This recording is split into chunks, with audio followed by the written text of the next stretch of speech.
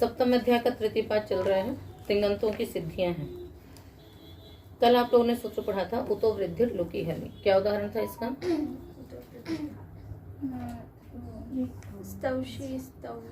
हाँ, स्तौति स्तौषी स्तौमी यौति रौति नौति, ये सब है। रौति सुना है कहीं? कहाँ? रौति कोकिला। ठीक। तो जब कोई उदाहरण पढ़ा करो और उसको यदि कहीं आपने सुना हुआ है तो दिमाग भी दौड़ा लिया करो कि शब्द तो सुना हुआ है, वहां पर सुना है। तो रौति का क्या अर्थ है? शब्द करता है। ऊर्णोतेर विभाषा। ऊर्णोते है एक वचन। अनुवृत्तियां देखिए। वृद्धि ही हलि पीति सार्वधातु के, है ना, अंगस्य का अधिकार है ही। अर्थ करेंगे सूत्र का।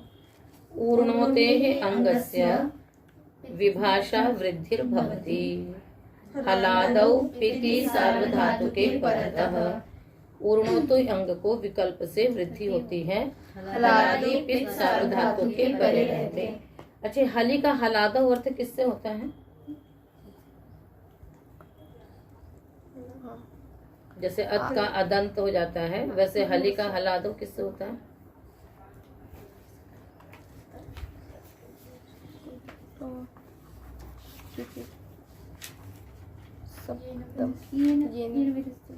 इससे तो तदंत विधि होती है। हम तो यहाँ पर हलादी कर रहे हैं, हलंत तो अर्थ नहीं कर रहे हैं। परिभाषा पढ़ाई थी, पारिभाषिक पढ़ने के बाद आप लोगों ने उसको एकदम छोड़ दिया, दोहरा रहे हो, उसकी आवृत्ति कर रही है।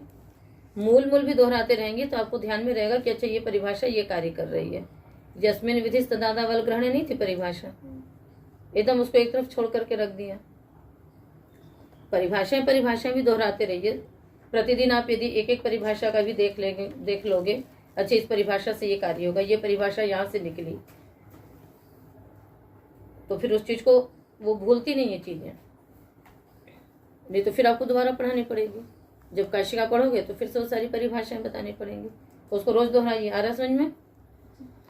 मूल परिभाषाएं दोहराते रहिए और एक एक परिभाषा को पढ़ लिया करो कि अच्छा ये परिभाषा इसने ये काम किया, ये इस परिभाषा से ये कार्य हो गया। तो यस्मिन विधि तदादा वल ग्रहणे ना, यस्मिन अल ग्रहणे, यस्मिन विधि, अल ग्रहण में जिसके परे रहते विधि हो उसमें तदादि ग्रहण होता है। तो ये पल परे है और अल है तो इसलिए इसमें क्या हो जाएगा? हलादी। वल है तो वलादी। इसी प्रकार से अच्छी है तो अजादी, ती है तो तकारादि। तो या तो प्रत्याहार का ग्रहण किया गया या किसी वर्ण का ग्रहण किया गया तो उसमें क्या हो जाती है? तदादि विधि हो जाती है। इसलिए अर्थ होता है हलादो पिति सार्वधातु के परतः। उदाहरण बनेंगे प्रोरणौति प्रोरणोति, प्रोरणौषि प्रोरणोषि, प्रोरणौमि प्रोरणोमि। आपने ध्यान दिया होगा कि ऊर्णु धातु का प्रयोग हमेशा प्र उपसर्ग पूर्वक ही हो रहा है। तो प्र ऊर्णु, और ये धातु भी कहाँ की है? अदादिगण की है। तो ऊर्णु शप तिप, फिर क्या होगा? शप का होगा लुक, उसके बाद लुकी सती हलादि पित सार्वधातु के परे वृद्धि हो गई। तो उतो वृद्धि लुकी हलि से नित्य वृद्धि की प्राप्ति थी, इसने विकल्प कर दिया। तो ऊर्णौति बना, प्र उ गुण हो गया, प्रोरणौति। जिस पक्ष में वृद्धि नहीं होगी उस पक्ष में क्या बनेगा? प्रोरणोति।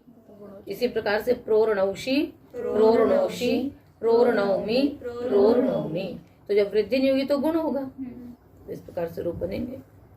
चलिए, गुणो प्रकृति, गुण एक वचन, अप्रकृति सप्तमी का एक वचन।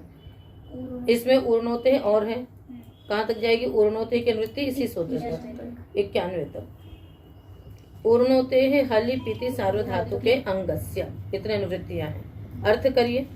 ऊर्णोते अंगस्य अप्रकृते हलादौ पीति सार्वधातु के परतः गुणो भवति। विभाषा नहीं है। कहते हैं यदि अप्रकृत हलादि पित सार्वधातु को हो तो ऊर्णो अंग को गुण हो जाता है। कहाँ मिलेगा आपको अप्रकृत हलादि पित सार्वधातु? जहाँ पर इतश्च से इकार का लोप हो जाता है। ठीक है, तो कहाँ पर होगा?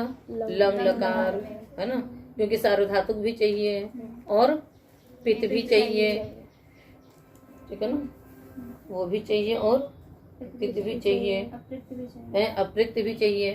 तो सबसे पहले तो सार्वधातुक तो 2 ही लकार रह जाते हैं, है ना। बाकी में किसी में क्या आ जाता है, कहीं पर है सिच के कारण से अर्धातुक हो जाता है। विधिलिंग सार्वधातुक है भी, तो यहाँ पर यासुट हो जाएगा, यासुट हो जाएगा तो गित हो जाएगा, गित रहेगा तो पित्त नहीं रहेगा, क्योंकि गिच्च पिन्न पिच्च गिन्न, ठीक है।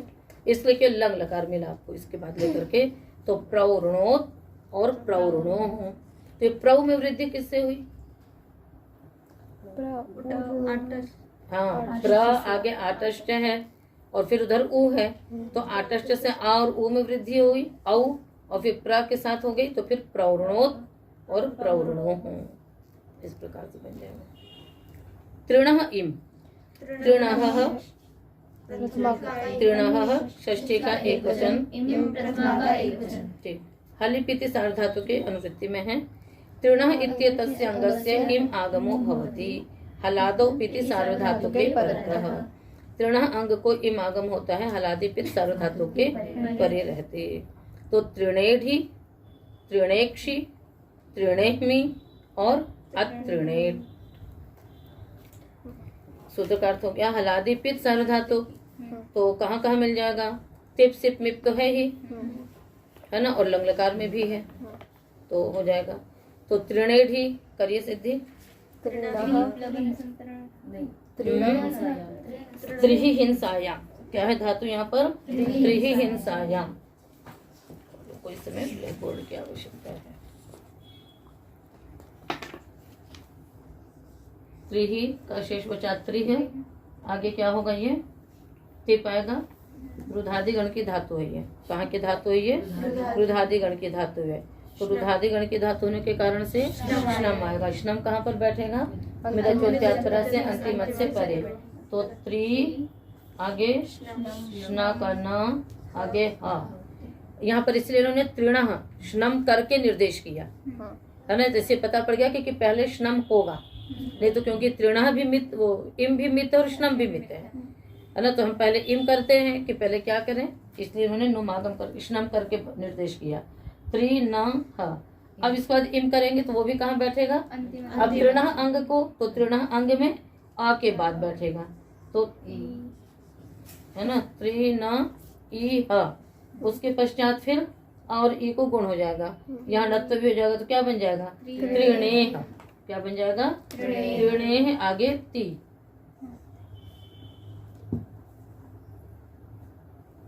ये भी चल रहा है क्यों? त्रिणेह, आगे ती। फिर कोढ़ा, कोढ़ा से क्या होगा? हकार को ढकार आदेश। फिर झषस्तथोर्धोधः ष्टुनाष्टुः ढोढे लोपः त्रिणेढि बन जाएगा। त्रिणेढि। त्रिणेक्षि में क्या हो जाएगा? हा को ढ, स के पहले षढ़ो काशी से स हो जाएगा, तो त्रिणेक्षि। और उसके पश्चात मी है, तो वहाँ पर तो त्रिणे में ही रहेगा, क्योंकि झल इत्यादि कुछ परे नहीं है। और अत्रिणेट में क्या होगा बताओ? फिर उसके बाद हलग्यादि लोप हो जाएगा, है ना। अत्रिणे है, आगे ती, ती के ई का लोप हुआ तश्च लोप से। फिर उसके बाद हलग्यादि लोप हो गया, तो क्या बच गया? त्रिणे है। फिर ह को ढ भी हुआ, तो त्रिणेढ। और फिर ढ को क्या हो जाएगा? जश तो होगा जलाम जशवंते से, तो पहले ढ को क्या होगा? ड, फिर वापस आने से चर हो जाएगा, तो ट, तो त्रिणेट, है ना। और अटागम हो जाएगा, तो अत्रिणेट बनेगा। तो कहाँ धातु है? तृणः, त्रि ही धातु है, और उसका रूप क्या बन रहा है? अत्रिणेट। कोई सोच सकता है? अत्रिणेट का अर्थ क्या हो गया? मारा। ब्रुवा ईट, का एक वचन, प्रथमा का एक वचन। अनुवृत्तियां क्या हैं?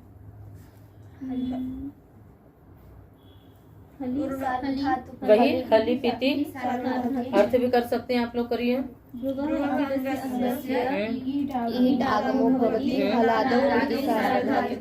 हाँ, यहाँ पर थोड़ा सा इसको चेंज कर देंगे। ब्रुवह क्योंकि पंचमी का एक वचन है, तो ब्रुवह की जो पंचमी है वो सप्तमी को षष्ठी में परिवर्तित कर देगी। तो ब्रुवः अंगात उत्तरस्य हलादे पितः सार्वधातुकस्य ईट आगमो भवति। ठीक है, हलाद ये ब्रू अंग से उत्तर हलादि पित सार्वधातुक को ईट आगम होता है। बनाइए उदाहरण। ब्रवीति, ब्रवीषि, ब्रवीमि, ब्रवीति, ब्रवीषि, ब्रवीमि। ठीक है, सीधे में कुछ विशेष नहीं है।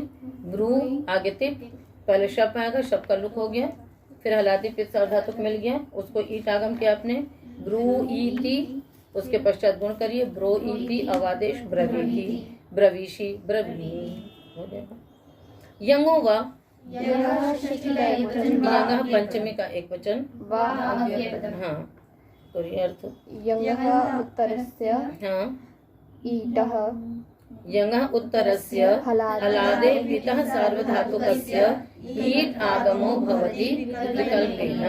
यंग से उत्तर हलादि पित सार्वधातुक को ईट आगम होता है। उदाहरण आप पढ़ चुके हैं इसके सिद्धियां। लालपीति, रोरवीति, वावधीति, यहाँ ईट आगम हुआ, और जब नहीं होगा तो क्या बनेगा? वर्वर्ति चक्रम, चर करती। अब ये प्रथम वृत्ति हो जाए तो थोड़ा सा समय निकाल करके प्रक्रियाओं पे थोड़ा सा देखना है। ठीक है ना, उसका एक ऑलराउंड जब 10 लकारों में रूप उसके कैसे बनेंगे, इस चीज को थोड़ा सा देखेंगे। तो लालपीति में कैसा है? लप आगे यंग करेंगे, लप लपिया ललपिया, दीर्घ हो जाएगा, लालप्य बना। उसके बाद देखिए यहाँ पर एक बात आप लोगों को समझनी है केवल, ला लप्य, उसके बाद क्या है आपको बनाना है? लाल पीति। ठीक है ना, तो यहाँ पर क्या होगा?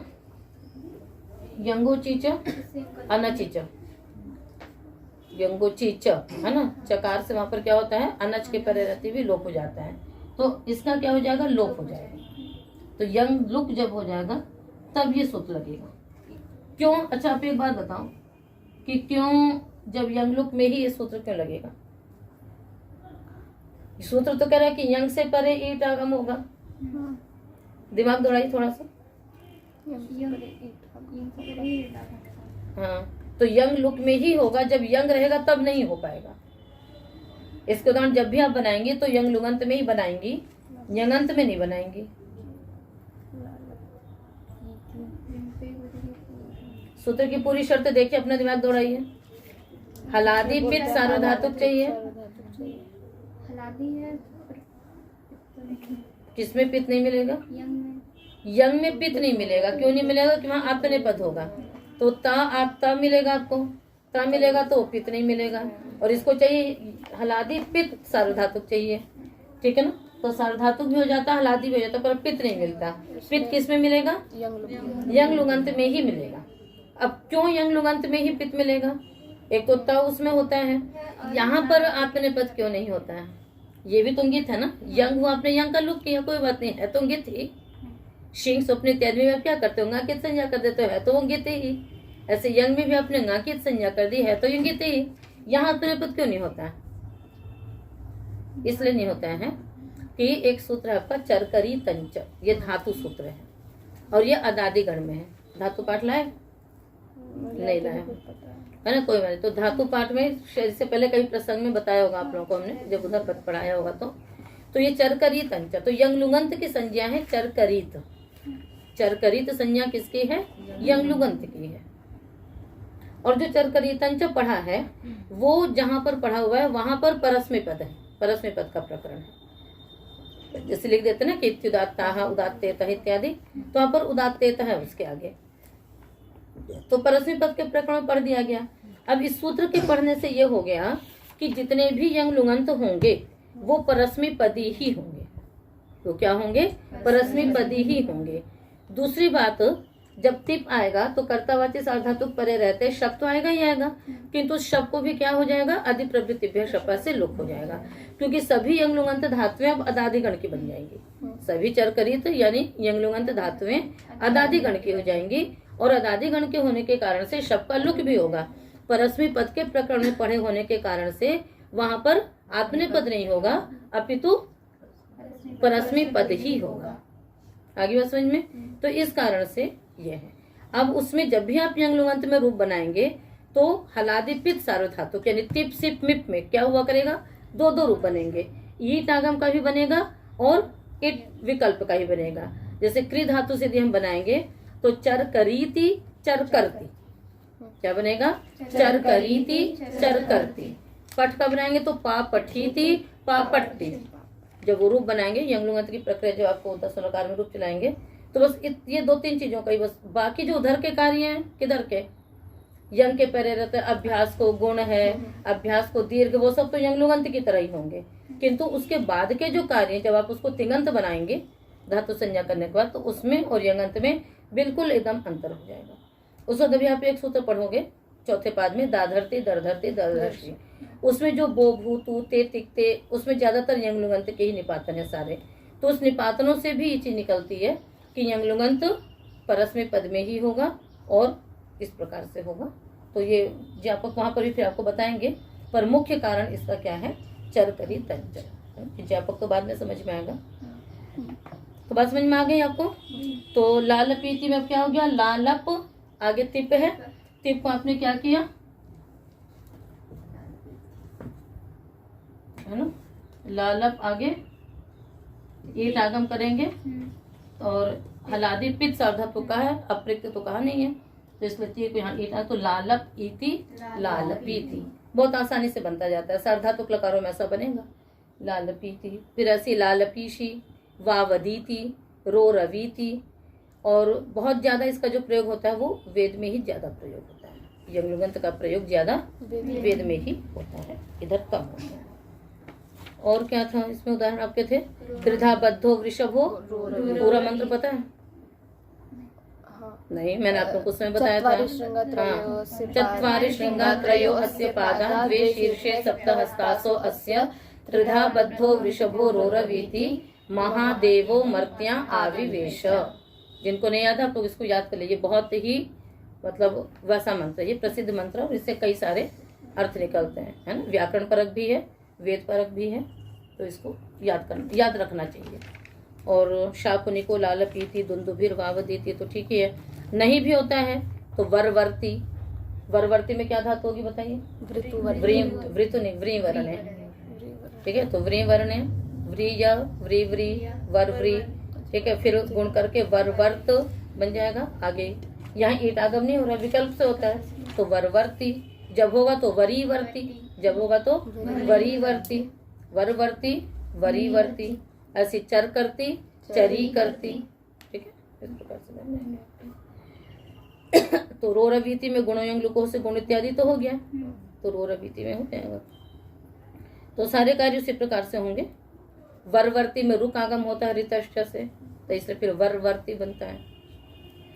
तो लाल पीति वावदीति रोरवीति यमोवा सूत्र। आगे चलें। तूरुस्तु शम्यमः सार्वधातु के, तूरुस्तु शम्यमः पंचमी का एक वचन, हाँ। तुश्च रुश्च स्तुश्च शमिश्च अम्च इति तुरुस्तु शम्यम तस्मात् तुरुस्तु शम्यमः। तुरुस्तु शमि अम इत्येतेभ्यः अंगेभ्यः उत्तरस्य हलादेः सार्वधातुकस्य वा ईट आगमो भवति।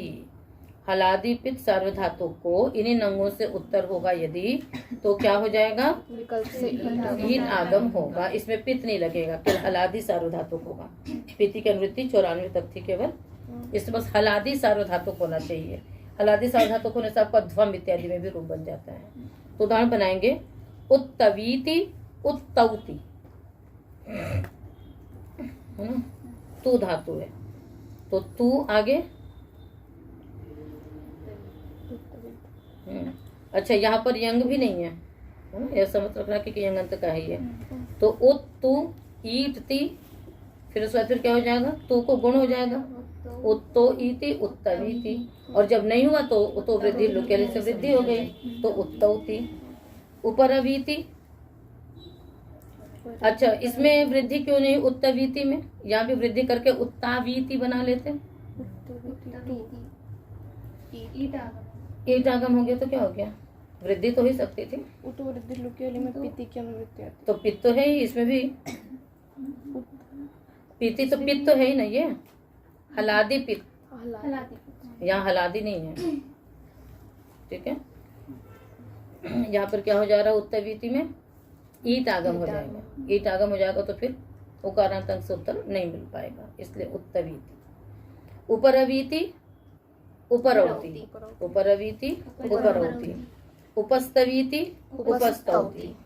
और शम का बनाया शमीध्वम शंध्वम, क्योंकि इसका तिप में तो मिलेगा नहीं, आत्मनेपदी धातु है तो इसका ध्वम में मिलेगा शमीध्वम शंध्वम। और अभ्यमीति अभ्यंती, अभी अम है ना, अमरोगे धातु है तो अभी अम अभ्यम, आगे ईट आगम हो गया अभ्यमीति, और जब ईट आगम नहीं हुआ तो अभ्यम आगे ती अभ्यंती, बता देगा की धातु है। ठीक है, अस्ति सिचो प्रिक्ते, पंचमी का एक वचन। हाँ, अस्तिश्च सिच इति, अस्ति सिच तस्मात् अस्ति सिचः। करिए अर्थ, अस्तेः अंगात् सिजन्ताच्च अंगात् उत्तरस्य हलादेः अप्रिक्तस्य सार्वधातुकस्य। यहाँ पर भी षष्ठी में परिवर्तित हो जाएगा।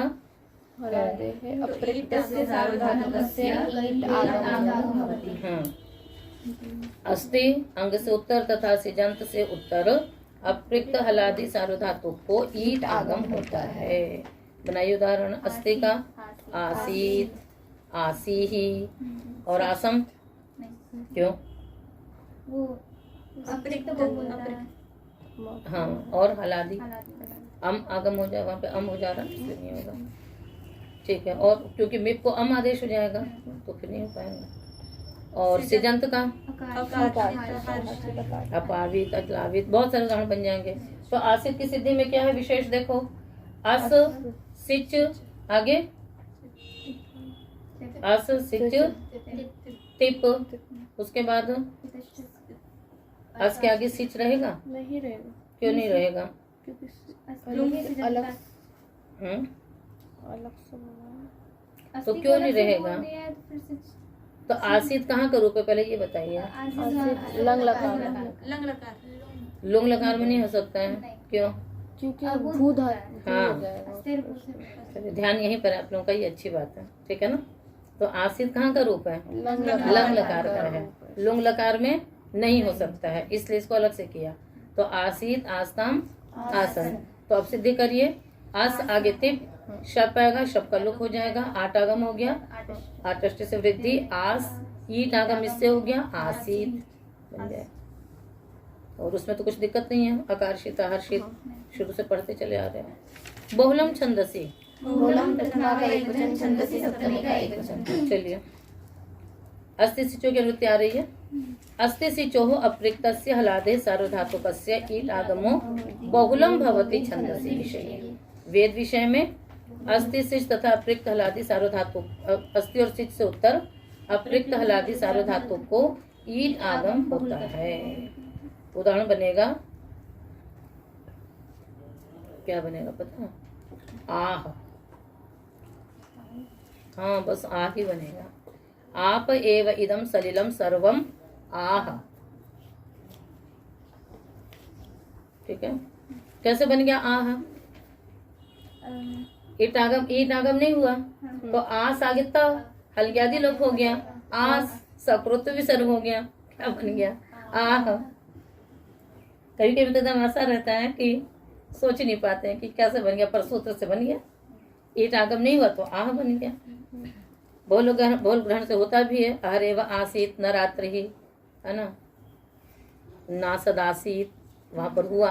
तो दोनों तरह का वेद विषय में होता भी नहीं होता है। सिच का है गोभिरक्षाः प्रत्यंच मत्साः। ठीक है ना, तो गोभिरक्षाः कहाँ बनेगा? गोभिरक्षाः क्षर धातु है, सिच है, इसकी सिद्धि पढ़ाई थी आपका तोलराम तस्य में, है ना। क्या हो जाएगा? आठ अक्षर आगे सिच आगे टिप, है ना। फिर क्या होगा? ईट आगम नहीं हुआ और अतुलरांतस्य से वृद्धि हो गई, ईट आगम नहीं हुआ और अतुलरांतस्य से वृद्धि हो गई तो क्या हुआ? अक्षार, ईट आगम तो हुआ नहीं।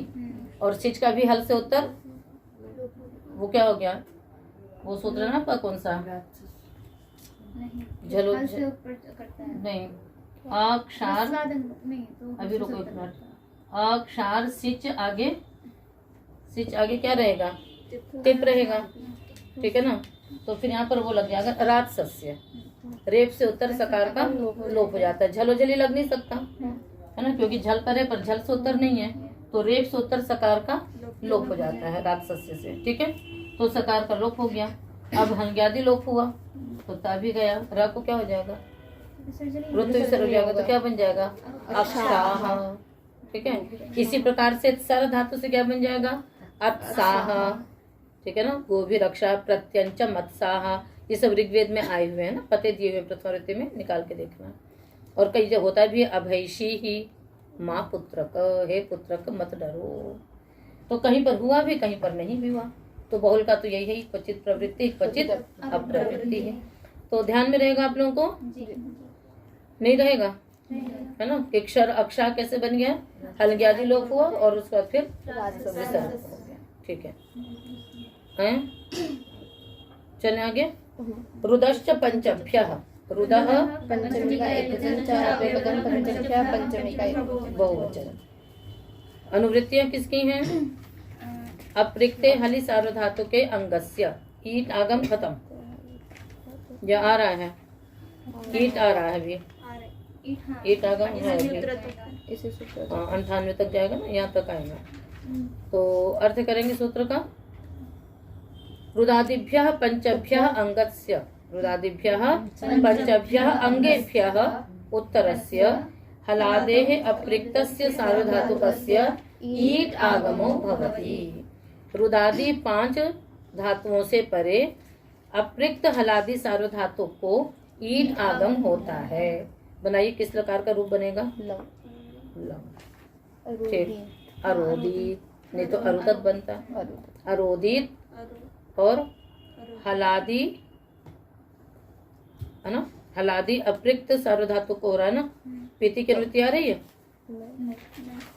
पीति की तो बहुत पहले खत्म हो चुकी थी, इसलिए पित्त खत्म हो गया। तो क्या चाहिए? केवल हलादि और सार्वधातुक चाहिए। तो अरोदित, अरोदिष्टाम, अरोदिशु। तो अरोदित, अरोदिष्टाम में अच्छा नहीं, अरोदित चाहिए ना इसका, हाँ, टाम में नहीं होगा, आता होगा। तो उसमें क्या बनेगा? बनाओ, लंग लकार में रूप पूरा बनाओ।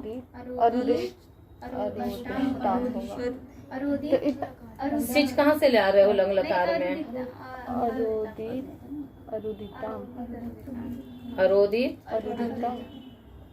अरोदिताम या अरुदिताम?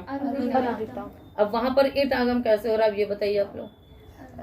एक सूत्र है, रुद्र धातु को कुछ ज्यादा ही स्पेशल बना दिया है। एक सूत्र है, उसको ईट आगम होता है। हाँ, ईट आगम होता है। इधर ईट आगम कर रहा है और उधर ईट आगम कर रहा है। ये तो सार्वधातुक लकार है ना, सार्वधातुक लकार में ईट आगम कैसे हो रहा है बताओ? होता है पर हाँ होता तो है, मुझे ही पता है, तभी हो रहा है। जब आदेश अभ्यस्त संज्ञा करता है। अभी पढ़ के गए हो पीछे ही। अच्छा, ईट आगम के पीछे देखते हैं सबसे पहले कौन बताता है। शाबाश, तालियां। रुदादिभ्यः सार्वधातुके, ताली बजाई तुम लोगों ने। ठीक है, सुमेधा ने बता दिया, ठीक, अच्छी बात। रुदादिभ्यः सार्वधातुके से क्या हो गया? ईट आगम हो गया ना। प्रकरण देख के तुरंत उसी पेज पे जाया करो। खैर, तो इसलिए क्या बन गया? अरोदित, अरोदिताम की अरुदिताम? गुण होगा? क्यों? जल्दी अर्पित सार्वधातु कित मत होता है। तो आप लोग तो ऐसा एकदम दिमाग में चाहिए कि रूप चले और उसके साथ साथ, अच्छा यहाँ पर ये इसलिए नहीं हो रहा है, यहाँ पर ये इससे हो जा रहा है, वो चीज एकदम साथ साथ चलनी चाहिए। अरोदित, अरुदिताम, अरुदन। चलो ठीक है, अरुदन में ईट आगम नहीं होगा क्योंकि वलादी नहीं है। मतलब एक ही उसमें कितना अंतर हो गया। अरोदित हो गया। 5 धातुएं कौन कौन सी हैं? स्वप, अस्वपीत, अस्वपी, अश्वसित, अश्वसी, प्राणित, प्राणी, अजक्षित, अजक्षी। तो सभी में स्थिति रहेगी। सभी अदादिगण की धातुएं हैं, तो अदादिगण की धातुओं में से शब का क्या हो जाएगा? लुक हो जाएगा। तो आपको और पित्त सार्वधातु है ही, वहां पर ईट आगम हो जाएगा। चलो आगे। अट गार्ग्य गालव योहो। अट प्रथमा का एक वचन गार्ग्य गालवयोः गार्ग्य है ना, गार्ग्यश्च गालवश्च इति। गार्ग्य गालवौ तयोः गार्ग्य गालवयोः। हाँ, दोनों आचार्य हैं। रुदादिभ्य रुदः, एक मिनट, रुदश्च पंचभ्य की वृत्ति आ रही है ना, इसी सूत्र तक आएगी 99 तक। रुदादिभ्य पंचभ्य उत्तरस्य हलादेः अप्रिक्तस्य सार्वधातुकस्य, बोलिए, अट आगमो भवति गार्ग्यस्य गालवस्य च आचार्यस्य मतेन। इन दोनों का अलग ही मत है। गार्ग्य और गालव का मत क्या है? ईट आगम नहीं होगा, क्या होगा? अट आगम होगा। तो क्या रूप बनेगा? अट आगम होगा तो अरोदत। दो रूप बनते ना वहाँ पर, अरोदित, अरोदत, अरोदी, अरोदः। सभी में बना लीजिए। अस्वपत, अस्वपः, अश्वसत, अश्वसः, प्राणत, प्राणः, अजक्षत, अजक्षः। रूप लिखे हैं आप लोगों के पास धातु रूप की कापियों में? अदादिगण के भी लिखे हैं, तो देखना निकाल के आपने सही लिखा है कि नहीं।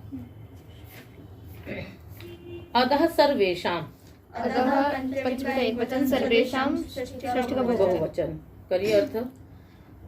अदभक्षणे इत्येतस्मात् उत्तरस्य मतेन अप्रिक्तस्य सार्वधातुकस्य अट आगमो भवति। कहते हैं भाई अद धातु से तो सभी आचार्यों के मत में हलादि अप्रिक्त सार्वधातु को अट आगम होगा। क्या बनेगा? आदत, आदत, आदत और आदः। तो आदत, आत्तम, आदन, आदः, आत्तम, आत्त, आदम, आत्व, आत्म। तो धातु रूप भी है ना, कुछ ऐसी धातुएं जो प्रसिद्ध भी हैं और एकदम एक जैसे रूप उनके नहीं चलते हैं। वादिगण में तो एक जैसे चलते हैं तो बना लेते हैं। तो अदादिगण है, क्रियादिगण है, जो त्यादि है, रुधादि है। तो इन सब में ऐसी विशेष धातुओं को चिन्हित करके उनके रूप भी दोहराते रहा करिए, तो फिर वो दिमाग में स्थिर हो जाएंगे। अतो दीर्घो यही, अतः षष्ठी का एक वचन, दीर्घा प्रथमा का एक वचन, यही सप्तमी का एक वचन। किसी की भी वृत्ति नहीं आ रही है, सार्वधातुके की आ रही है बस। चलिए। अदन्तस्य अंगस्य दीर्घो दीर्घो भवति ययादौ सार्वधातुके परतः। ययादव अर्थ कैसे हुआ? यस्मिन् विधि सततः। यस्मिन् विधि सदादव। ठीक है। तो ययादव सार्वधातुके परतः अदन्तस्य अंगस्य दीर्घो भवति। बनाइए उदाहरण। पचामि, पठामि, पठामि, पठावः, पठामः, पचामि, पचावः, पक्ष्यामि, पक्ष्यावः, पक्ष्यामः। सिद्धियां आपने सारी पढ़ी हुई हैं, ठीक है। तो ये तिङन्त प्रकरण आपका यहाँ से प्रारंभ हुआ था, तो इस पाठ को यहीं पर ही बंद करते हैं। इसके आगे का क्योंकि सुबंत प्रकरण प्रारंभ होगा, तो उस पाठ को हम फिर अगले पाठ में कर लेंगे।